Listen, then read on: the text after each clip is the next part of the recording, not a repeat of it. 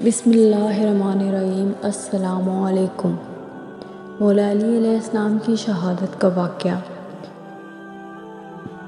19 رمضان کو مسجد کوفہ میں مولا علی علیہ السلام کی اذان کی آواز گونجنے لگی تو پوری کائنات میں سوگ برپا ہو گیا۔ چرند پرند اور جنات چیخنے لگے۔ حضرت جبرائیل علیہ السلام تمام انسانوں سے کہنے لگے، آج آخری بار اپنے مولا کی آواز میں اذان سن لو۔ مولا علی اذان دے کر مصلی عبادت پہ آئے اور جیسے ہی آپ نے سجدہ کیا، عبد الرحمن ابن ملجم لعنت ہو اس پر، اس نے زہر میں ڈوبی ہوئی تلوار آپ کے سر پر دے ماری۔ مسجد کوفہ میں قیامت برپا ہو گئی۔ تمام مولا کے چاہنے والے سر پیٹنے لگے۔ مولا کے خون سے مصلی رنگین ہو گیا۔ آپ کا چہرہ اور داڑھی خون سے سرخ ہو گئے۔ آپ کے چاہنے والے کچھ لوگ اس شخص کا پیچھا کرنے لگے جس نے آپ کو ضرب لگائی، اور کچھ لوگ گیلے کپڑے سے آپ کا خون صاف کرنے لگے۔ اتنے میں مولا علی امام حسن سے فرمانے لگے، بیٹا حسن، یہ فجر کی نماز کا وقت ہے، مجھے بعد میں دیکھنا، پہلے نماز فجر پڑھا لو۔ پھر تمام مسلمانوں نے امام حسن کی امامت میں نماز فجر مکمل کی۔ عبد الرحمن ابن ملجم جس نے مولا کو ضرب لگائی، اس کو پکڑ کر مولا کے سامنے پیش کیا گیا، اور آپ کے کچھ چاہنے والے آپ کے لیے شہد کا شربت بنا کے لے آئے۔ تو مولا نے جب عبد الرحمن ابن ملجم کے چہرے پر خوف دیکھا تو فرمانے لگے، اے کوفہ والوں، اس شربت کی مجھ سے زیادہ میرے قاتل کو ضرورت ہے، آپ یہ شربت اس کو پلا دو۔ پھر مولا فرمانے لگے، دیکھو اس نے مجھے ایک ضرب لگائی ہے، اس پہ بھی صرف ایک ضرب سے وار کرنا، اگر یہ بچ جائے تو اس کو آزاد کر دینا، اگر مر جائے تو مرے ہوئے کے جسم کو نہ کاٹنا، کیونکہ میں نے رسول خدا سے سنا ہے کہ اللہ کے قریب مرے ہوئے انسان کے جسم کے اعضاء کاٹنا بدترین عمل ہے۔ مولا کے اس عدل و انصاف پر تمام کوفہ والے رونے لگے۔ اس کے بعد مولا فرمانے لگے، حسن حسین، اب مجھے گھر لے کر چلو۔ جب مولا اپنے بیٹوں کے سہارے گھر کے قریب پہنچے تو فرماتے ہیں، عباس، سب چاہنے والوں کو کہہ دو کہ اپنے گھر چلے جائیں۔ تو کوفہ والے کہنے لگے، مولا، ہم سب آپ کے چاہنے والے ہیں، ہم آپ کو ایسے چھوڑ کر نہیں جائیں گے۔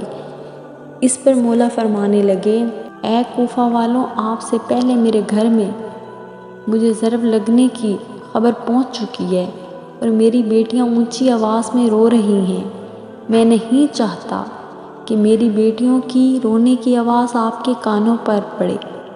پھر مولا کو گھر لایا گیا۔ مولا کو دیکھ کر سب بیویاں فریاد کرنے لگیں۔ اس پر مولا فرمانے لگے، مجھے اللہ کے رسول پہلے ہی بتا چکے تھے کہ اے علی، 19 رمضان مسجد کوفہ میں سر پہ ضرب کے وار سے تمہیں شہید کیا جائے گا، جس سے تمہارا منہ اور داڑھی کے بال سرخ ہو جائیں گے، آپ سب صبر کریں۔ پھر مولا کو لٹایا گیا۔ آپ کے علاج کے لیے طبیب آیا، جس نے آپ کو دیکھ کر سر پیٹ کر رونے لگا کہ مولا کو جس تلوار سے وار کیا گیا ہے وہ زہر میں ڈوبی ہوئی تھی، جس کا سارا زہر پورے جسم میں پھیل چکا ہے، اسی لیے مولا کو زیادہ سے زیادہ دودھ پلایا جائے۔ جیسے ہی یہ خبر کوفہ کے یتیموں تک پہنچی، وہ اپنے اپنے حصے کا دودھ لے کر مولا کے گھر آ گئے۔ مولا حسن سے کہنے لگے، اے یا حسن، یہ ہم اپنے اپنے حصے کا دودھ لائے ہیں، یہ ہمارے مولا کو پلا دیجئے، ہم ایک بار پھر یتیم نہیں ہونا چاہتے۔ اور آپ بستر شہادت پر بھی مسلسل اللہ کا ذکر کر رہے تھے، اللہ کا شکر ادا کر رہے تھے۔ پھر جیسے ہی 19 کا سورج غروب ہوا اور 20 کی رات آئی، مولا فرمانے لگے، تمام میرے حجرے کو خالی کر دو اور میرے حجرے میں کوئی نہ آئے، کیونکہ پوری کائنات کے فرشتے اور جنات مجھ سے ملنے آ رہے ہیں۔ اور پھر جیسے ہی 20 رمضان کا سورج طلوع ہوا، آپ امام حسن سے فرمانے لگے، جاؤ میرے تمام چاہنے والوں سے کہو کہ کہ اپنے امام کا آخری دیدار کر لیں۔ آپ کے عقیدت مند جیسے ہی گھر میں داخل ہوئے تو دیکھا زہر پھیلنے کی وجہ سے آپ کا چہرہ پورا زرد ہو چکا تھا۔ سب چیخنے لگے۔ مولا فرمانے لگے، پوچھو جو پوچھنا چاہتے ہو، کیونکہ میں علی زمین کے راستوں سے زیادہ آسمان کے راستے جانتا ہوں۔ پوچھ لو، جب تم مجھے اپنی آنکھوں سے نہیں دیکھو گے تو پچھتاؤ گے، کاش کچھ اور پوچھ لیتے۔ تو پھر کسی عقیدت مند نے سوال کیا اور کسی نے جواب لیا اور کوئی بس زیارت مولا کرتا رہا۔ اس کے بعد مولا فرمانے لگے، میرے پورے خاندان کو میرے حجرے میں لے آؤ۔ امام علی علیہ السلام نے وصیت کی اور فرمایا کہ خاندان کا وارث میرا بیٹا حسن ہے، جو یہ کہے اس کو ماننا۔ اور امام حسن علیہ السلام سے فرمانے لگے، اے حسن، جتنا ہو سکے اپنی زبان اور کردار سے محبت اور امن کا پیغام دیتے رہنا۔ اپنے نانا کے صلح حدیبیہ کو یاد رکھنا، کوشش کرنا کہ مسلمان کا دشمن نہ بنے اور تقوی سے دور نہ ہونا۔ اگر دنیا تمہارے قریب آئے تب بھی اس سے دل نہ لگانا، دنیاوی چیز نہ ملنے پر کبھی افسوس نہ کرنا، ہمیشہ حق بات کہنا، مظلوم کی مدد کرتے رہنا۔ حسن حسین، جہاں تک ہو سکے میرے اس پیغام کو ہر ایک تک پہنچانا، اپنے کام ذمہ داری سے کرتے رہنا، اپنے درمیان تعلقات کو اچھے بنائے رکھنا، کیونکہ میں نے تمہارے نانا حضرت محمد مصطفیٰ صلی اللہ علیہ وآلہ وسلم سے سنا ہے کہ لوگوں کے بیچ صلح کروانا ہزاروں سال کے روزہ نماز سے بہتر ہے، اور یتیموں کے بارے میں اللہ سے ڈرتے رہنا کہ کبھی وہ بھوکے نہ رہیں۔ پڑوس میں رہنے والوں کا خیال رکھنا، کیونکہ اللہ کے رسول نے پڑوسیوں کے بارے میں بار بار اتنی نصیحت کی ہے کہ لوگ سمجھنے لگے کہ شاید اللہ کے محبوب ان کو ہماری وراثت میں حصہ دار بنانے والے ہیں۔ اور قرآن کو سمجھنے اور اس پر عمل کرنے میں دیر نہ کرنا۔ ایسا نہ ہو کہ دوسرے قرآن کو سمجھ کر تم پر حکومت کرنے لگے۔ نماز کے بارے میں اللہ سے ڈرتے رہنا، کیونکہ وہ تمہارے دین کا ستون ہے۔ اللہ کے گھر کی حفاظت کرنا، کیونکہ وہ تمہاری پہچان ہے۔ اللہ سے ڈرو اپنی جان و مال اور زبان کے بارے میں، نہ کسی کا مال ضبط کرنا اور نہ کسی کو ہاتھ اور زبان سے تکلیف دینا، ایک دوسرے کی مدد کرتے رہنا، اور خبردار سب مسلمان جڑ کے رہنا، ورنہ تم پر وہ لوگ مسلط ہو جائیں گے۔ اگر تم فریاد بھی کرو گے تب بھی تمہاری آواز سننے والا کوئی نہ رہے گا۔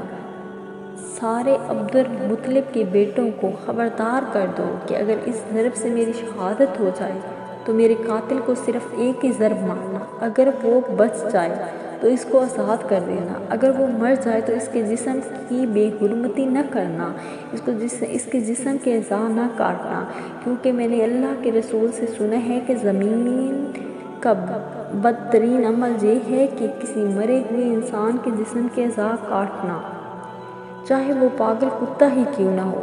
حسن، میرے جنازے میں کسی کو شریک نہ کرنا، پیچھے سے حسن حسین اٹھانا، آگے سے جبرائیل اور میکائیل اٹھائیں گے، اور اس کو ایک اونٹنی پر رکھنا، جہاں وہ لے جائے وہاں میری قبر بنی ہوئی ہوگی۔ میری قبر کا کسی انسان کو نہ بتانا، کیونکہ اللہ کے دین کے دشمن یہ چاہیں گے کہ میری قبر کھود کر میری بے حرمتی کرے۔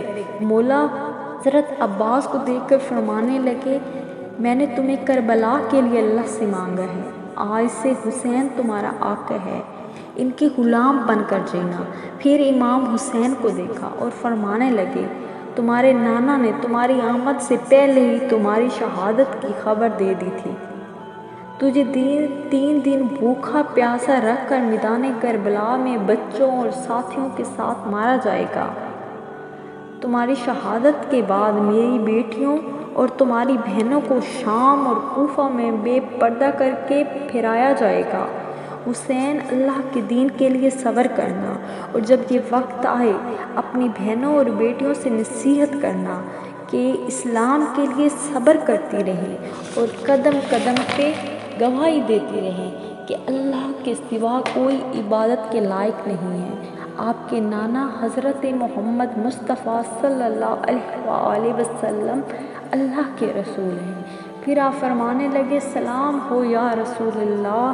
اس پر پورا خاندان چیخنے لگا کہ کیا ہمارے درمیان اللہ کے رسول موجود ہیں؟ اللہ نے مسکرا کر فرمایا ہاں، اللہ کے محبوب اور تمہاری ماں فاطمہ الزہرا سلام اللہ علیہا مجھے لینے آئی ہیں۔ بس پورا خاندان زاروں قطار رونے لگا۔ مولا علی علیہ السلام نے اپنی آنکھیں بند کر لی۔ آپ کی وصیت پر عمل کرتے ہوئے آپ کے جنازے میں کسی کو شریک نہیں کیا گیا۔ پیچھے سے حسن اور حسین نے اٹھایا، آگے سے جنازہ خود بخود اٹھنے لگا۔ پھر ایک نورانی اونٹنی ظاہر ہوئی، اس پر جنازہ رکھا اور وہ کوفہ سے باہر چلتی گئی اور ایک ویران جگہ پر رک گئی۔ وہاں پر ایک چمکدار پتھر تھا۔ جیسے ہی امام حسن اور امام حسین نے اس پتھر کو ہٹایا تو اس کے نیچے ایک قبر بنی ہوئی تھی۔ اس پہ لکھا ہوا تھا کہ یہ قبر اللہ کے نبی نوح نجی اللہ نے بنائی ہے، جو اللہ کے ولی علی ابن ابی طالب علیہ السلام کے لیے ہے۔ سلام ہو اے ولی امام علی علیہ السلام کی عظمت پر، سلام ہو شیر خدا نفسی بنی مومنوں کے امیر حیدر کرار پر۔ یقیناً یہ ویڈیو آپ کو پسند آئی ہوگی۔ اگر آپ کو ویڈیو پسند آئی ہے تو چینل کو لائک اور سبسکرائب کر دیں۔